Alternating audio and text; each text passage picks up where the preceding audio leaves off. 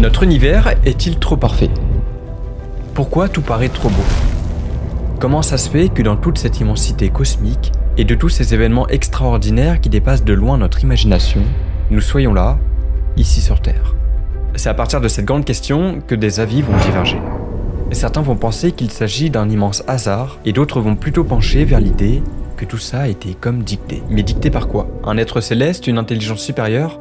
Dans cette vidéo, on va pas entrer en détail dans cette question philosophique et religieuse, mais on va plutôt tenter de répondre à la question: notre univers est-il trop parfait? Une question qui a longtemps intrigué les cosmologistes était celle de la perfection de notre univers. Quand on le regarde, qu'on l'observe sur son vaste espace à perte de vue, on voit des étoiles, des galaxies, des planètes, et quand on regarde la Terre, on constate que tout est parfaitement adapté à la vie, avec une température, une densité et une composition chimique parfaite. Des atomes, des molécules, des forces paramétrées d'une justesse si parfaite qu'elles permettent à l'univers d'exister et d'être tel qu'il est, et avec tout ce qu'il contient dans son intégrale composition. Cette perfection de l'univers est-elle un hasard ou est-elle signe d'une intelligence supérieure? Pour comprendre tout ça, il va falloir parcourir l'univers et se rendre dans ses recoins les plus éloignés.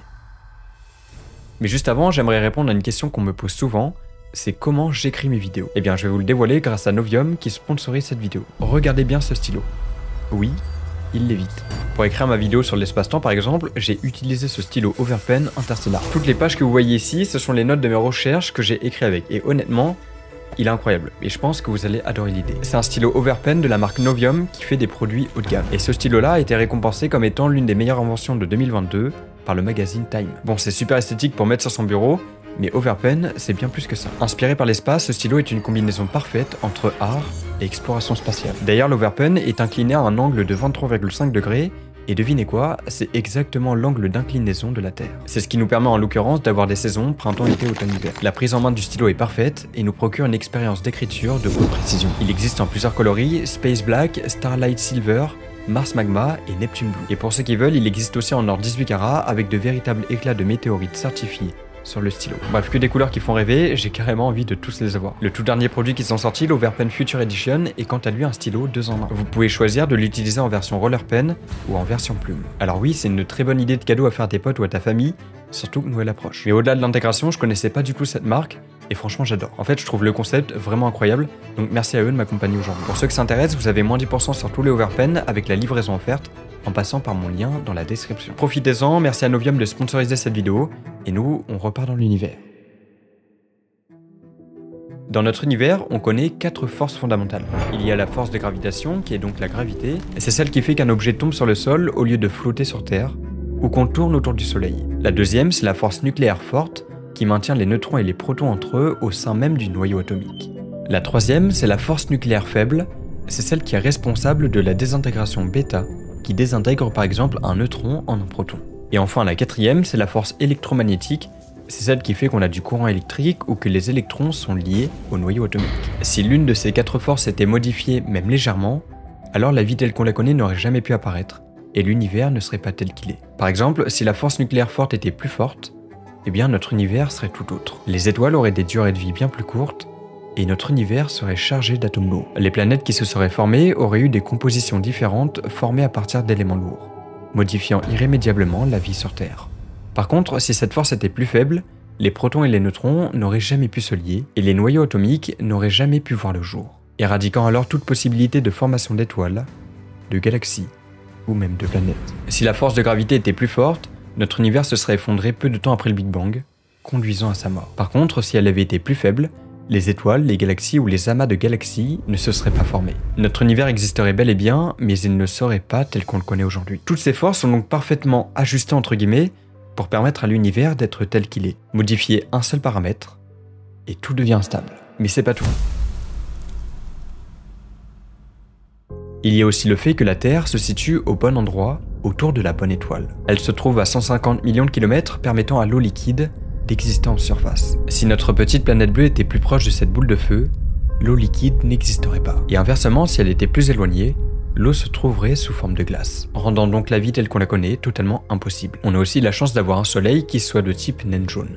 S'il avait été plus massif, il aurait été plus chaud et sa durée de vie aurait été bien plus courte, ne laissant aucune chance à la Terre de faire émerger la vie. Par contre, s'il avait été moins massif, il aurait fait plus froid sur Terre Et surtout, le Soleil serait trop instable pour permettre à la vie d'émerger. Si Jupiter n'était pas là, la Terre serait encore bombardée à l'heure actuelle. Si la Lune n'existait pas, la vie aurait pu émerger, mais elle aurait été différente. Bref, tous ces éléments-là apparaissent comme des coïncidences. Mais quand ces coïncidences se répètent et qu'elles paraissent toutes exceptionnelles, on a de quoi se poser des questions. Et c'est ce à quoi on va apporter des réponses à pourquoi notre univers paraît si parfait. C'est là qu'on va avoir deux grandes opinions qui s'opposent. D'un côté, on va voir ceux qui pensent que la vie est apparue parce que toutes les conditions étaient réunies comme ça. Et donc que la perfection de l'univers est étroitement liée à l'apparition de la vie sur Terre. Tandis que d'autres vont avoir une autre vision et vont affirmer que les conditions permettant la vie ne sont pas aussi exigeantes que ça. Il existe tout un tas de galaxies et tout un tas de planètes avec des conditions, des compositions, des températures ou des densités différentes qui pourraient très bien abriter la vie. Parmi les milliards d'exoplanètes dans l'univers, nous ne pourrions n'être qu'un exemple de vie intelligente parmi tant d'autres. Et finalement, tout l'enchaînement de ces événements devient juste un simple jeu logique. Tout aurait pu se dérouler de manière hasardeuse, et si la vie n'était pas apparue sur Terre, elle serait apparue autre part. Puisqu'en fait, la vie peut exister sous différentes conditions. Autrement dit, si le Soleil avait été plus massif, peut-être que nous ne serions pas là, mais peut-être qu'une autre forme de vie se serait développée à notre place. Mais là on vient juste de parler des événements qui ont permis à la Terre d'avoir des conditions favorables à la vie. Si notre univers paraît si parfait, c'est pas seulement à cause de ça, mais c'est aussi parce qu'il paraît finement ajusté. Pourquoi un électron a cette masse et pas une autre? Pourquoi notre univers est structuré ainsi et pas autrement? Pourquoi la gravité est-elle ce qu'elle est?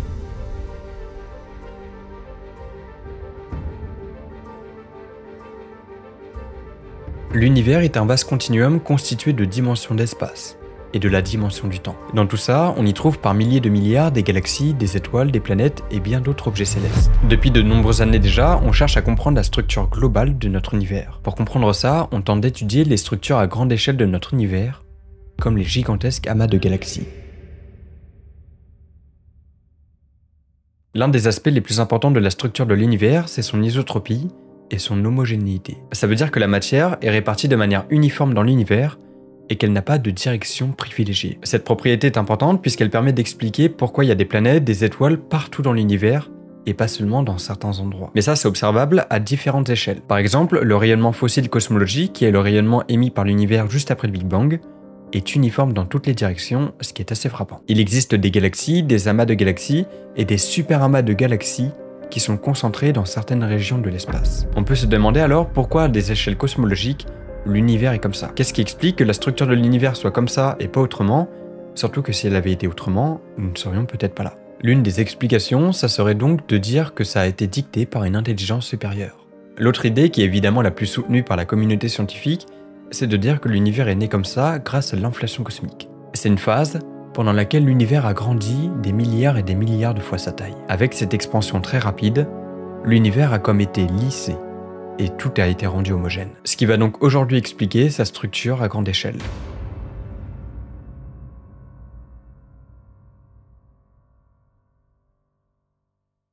D'ailleurs, c'est au moment du Big Bang que les forces fondamentales se sont séparées et ont comme été dictées. Ce sont elles qui régissent notre univers. Et comme je vous l'ai dit, modifier une des propriétés de ces forces, et tout l'univers s'en trouvera changé. Elles régissent le comportement de la matière et de l'énergie, et c'est pour cette raison que la matière peut être solide, liquide ou gazeuse, et que les énergies thermiques, nucléaires, chimiques, etc.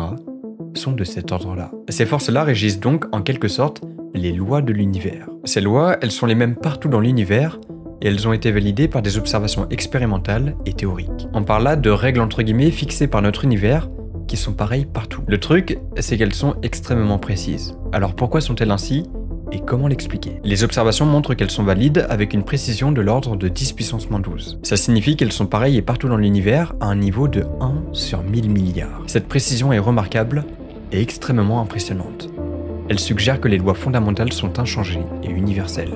Elles ne se modifient pas en fonction de l'endroit ou du moment où elles sont observées, car les lois de la physique sont les mêmes de manière générale, partout, à tout instant. C'est pour ça qu'on dit que ce sont des lois et que ce sont des constantes. Il y a la vitesse de la lumière, la constante gravitationnelle qui caractérise donc la force de gravité, la charge élémentaire, la constante de structure fine, la masse du proton, de l'électron et la permittivité du vide.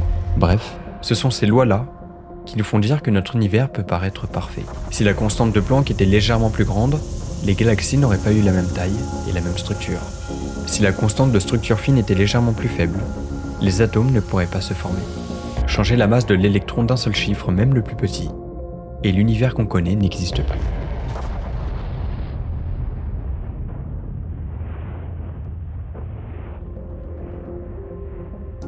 Toutes ces lois, toutes ces constantes, toutes ces forces ont permis à notre univers d'être tel qu'il est aujourd'hui. Tout ça, ça t'a permis à toi d'être devant ton écran et de regarder cette vidéo. En d'autres termes, les lois fondamentales de l'univers semblent être parfaitement adaptées à la vie. L'extrême justesse de la précision de ces lois conduit certains à conclure que l'univers a été créé par une intelligence supérieure. Ça semble improbable que ces lois fondamentales soient par hasard parfaitement ajustées à la vie. Ces lois fondamentales forment la nature même de notre univers. La question de la perfection de l'univers est une question philosophique que la science ne peut pas trancher. Les arguments en faveur et en défaveur sont tous plausibles, et en réalité la réponse se trouve entre les deux. Oui, la science n'exclut pas la possibilité de l'existence d'un être divin. Et la réponse à cette question aurait des implications profondes sur la compréhension même de notre univers. Si l'univers est parfait, cela signifierait que la vie est destinée à exister, et que nous ne sommes donc pas seuls dans l'univers. Si l'univers n'est pas parfait, ça signifie qu'il n'a pas été créé pour la vie, et donc que la vie est un phénomène rare et précieux, qu'on doit préserver. Peut-être alors que nous ne sommes qu'une erreur, et que nous n'aurions en théorie pas dû exister. Au-delà de ça, il y a des questions pour savoir comment la vie est apparue sur Terre. Tout à l'heure, je vous ai dit que la Terre s'était formée au bon endroit et au bon moment, dans les bonnes conditions. Mais là, c'est surtout une question qui concerne l'émergence même de la vie, sans parler de ses conditions. Comment la première cellule s'est formée, comment l'être pluricellulaire est né, comment l'ADN a existé. L'apparition de la vie sur Terre est à la fois un mystère et un miracle.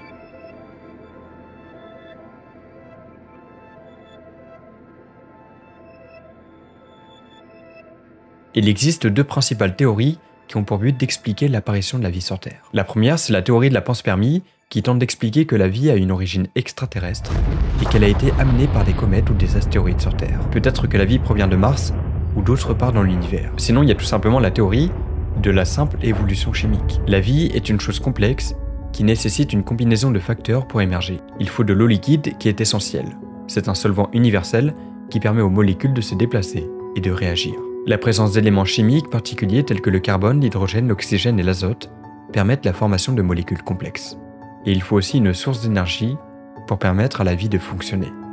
C'est à ça que sert le Soleil, grâce à sa chaleur et à son rayonnement. Selon cette théorie, la vie a évolué à partir de molécules non vivantes, telles que les acides aminés et les nucléotides.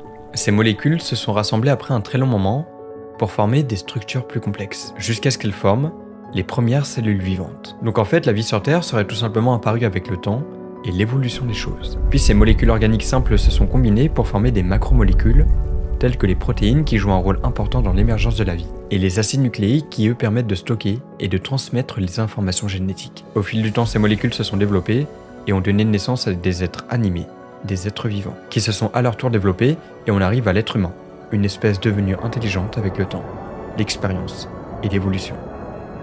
Mais toute cette évolution se serait d'abord faite très lentement. On sait par exemple que la vie existait sur Terre sous forme de micro-organismes il y a plus de 3,8 milliards d'années, ce qui laisse donc un temps d'évolution extrêmement long. Mais l'apparition de la vie dans l'univers est-elle un événement rare? La réponse, on ne l'a pas puisqu'on n'a pas encore découvert d'autres formes de vie. Enfin, c'est d'ailleurs parce qu'on n'en détecte pas qu'on peut supposer que la vie est un événement rare dans l'univers. Pour qu'il y ait de la vie telle que nous la connaissons, il faut de l'eau, et c'est une substance rare dans l'univers. Il faut des conditions particulières et un temps de développement extrêmement long.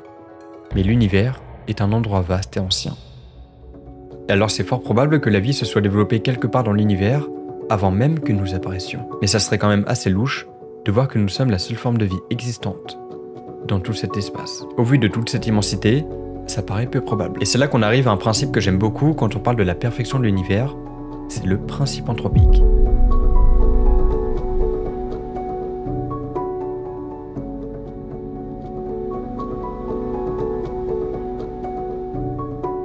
Le principe anthropique, c'est une idée philosophique qui suggère que l'univers est tel qu'il est, parce que nous sommes là pour l'observer. Bon, il existe deux versions du principe anthropique, le principe anthropique faible et le principe anthropique fort. Le principe anthropique faible stipule que les conditions nécessaires à l'existence de la vie sont telles qu'elles sont parce que si elles étaient différentes, nous ne serions pas là. Par exemple, prenons la constante gravitationnelle qui est un paramètre fondamental de l'univers. Si cette constante était légèrement moins forte, les étoiles ne pourraient pas se former, et le Soleil ne serait pas là, ni la Terre, ni toutes les autres planètes dans l'univers. Il y a aussi l'idée que dans tout notre univers, tout se serait engendré de manière logique. On se situe là, aujourd'hui, à cette temporalité de l'âge de l'univers, parce que c'est logique et c'était inévitable que nous apparaissions. C'est inconcevable d'imaginer qu'une forme de vie puisse apparaître quelques milliers ou millions d'années après le Big Bang. Pour le coup, ce sera un scénario improbable, puisque les planètes n'existaient même pas encore. Avec l'expansion de l'univers, la température est descendue, permettant aux atomes de se former. Pendant ce temps, l'univers a continué de s'étendre, et les atomes ont pu se regrouper entre eux. Les premières étoiles se sont alors formées, mais à cette période-là,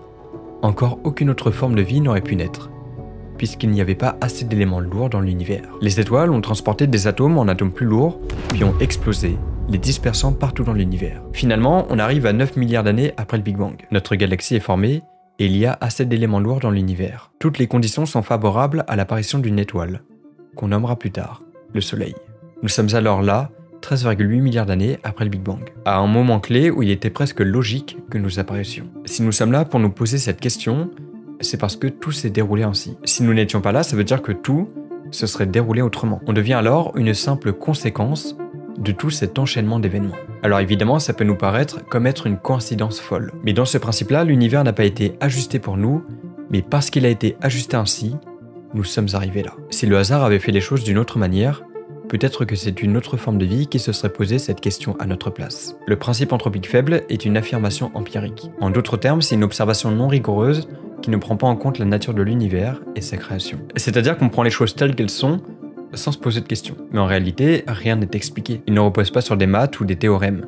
C'est pour cette raison que ce principe anthropique reste très discuté au sein de la communauté scientifique. Le principe anthropique fort va quant à lui dire que l'univers a été conçu pour l'existence de la vie. Selon cette vision, l'univers aurait pu être créé par une intelligence supérieure qui a choisi les valeurs des paramètres fondamentaux de l'univers de manière à permettre l'existence de la vie. D'un point de vue scientifique, c'est un peu déroutant puisque c'est physiquement complexe à considérer. Dans ce principe anthropique, on admet donc des implications métaphysiques qui nous dépassent totalement. La vie est apparue parce que c'était voulu. Ou alors, dans un autre scénario, on peut lier le principe anthropique fort avec la théorie du multivers. Dans cette idée, on peut imaginer qu'il existe tout un tas d'autres univers différents. Chaque univers a ses propres lois, et il existe donc une infinité d'univers avec une infinité de combinaisons possibles de ces lois. Par exemple, dans l'univers 1, l'électron est légèrement plus massif et la gravité est un peu moins forte. Dans l'univers 2, là c'est l'inverse, et la vitesse de la lumière est 2 fois plus rapide. Et parmi toute cette infinité d'univers, il en existe bien un qui est le nôtre, et qui a une combinaison parfaite pour la vie. Ça serait donc l'un des seuls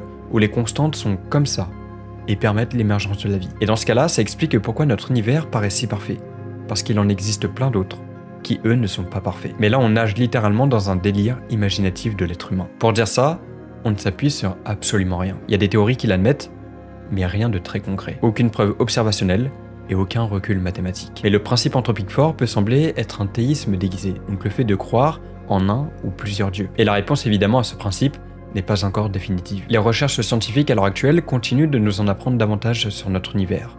Et peut-être qu'un jour, on obtiendra une réponse à notre question. Déjà, on pourrait avoir de premiers éléments de réponse si on détecte une autre forme de vie. Puisque si la vie existe partout dans l'univers, alors ça voudrait dire que l'univers est peut-être fait pour la vie. Par contre, au contraire, si la vie n'existe que sur notre planète, alors là oui, c'est assez exceptionnel. On y trouve dans ce vaste espace, peut-être infini, des immenses nuages de gaz et de poussière, de plusieurs années-lumière, des astéroïdes gigantesques et magnifiques, des systèmes planétaires par milliards. C'est quand on voit tout ça qu'on peut se demander pourquoi notre univers est si parfait. Dans ces cas-là, on a un autre élément de réponse qui utilise la théorie des cordes. Pour ceux qui ont vu ma vidéo à ce sujet, vous la connaissez déjà. On parle là de particules extrêmement petites qui ne sont pas des points comme on peut l'imaginer, mais des cordes qui vibrent. Et chaque particule a sa propre manière de vibrer.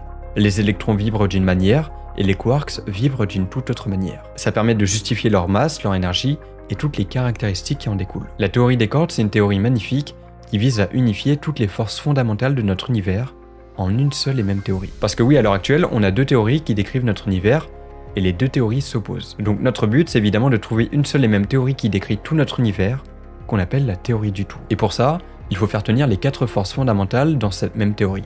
C'est comme ça qu'on a trouvé la théorie des cordes. Cette théorie-là est parfaite pour l'idée de l'univers trop parfait, puisque la réponse à cette question se trouve au sein même de ces 11 dimensions. Parce que oui, dans la théorie des cordes, il faut admettre 11 dimensions, sinon ça marche pas. Attention, là ça va devenir un peu complexe. La plupart de ces dimensions-là, on ne les voit pas, puisqu'elles sont imperceptibles. Elles sont en fait emmêlées dans d'autres dimensions et on ne peut pas les voir. La manière dont ces dimensions sont emmêlées va faire que certaines cordes vont vibrer comme ça et pas autrement. Donc si par exemple l'électron a cette masse précisément, c'est parce que les 11 dimensions sont emmêlées de cette manière-là.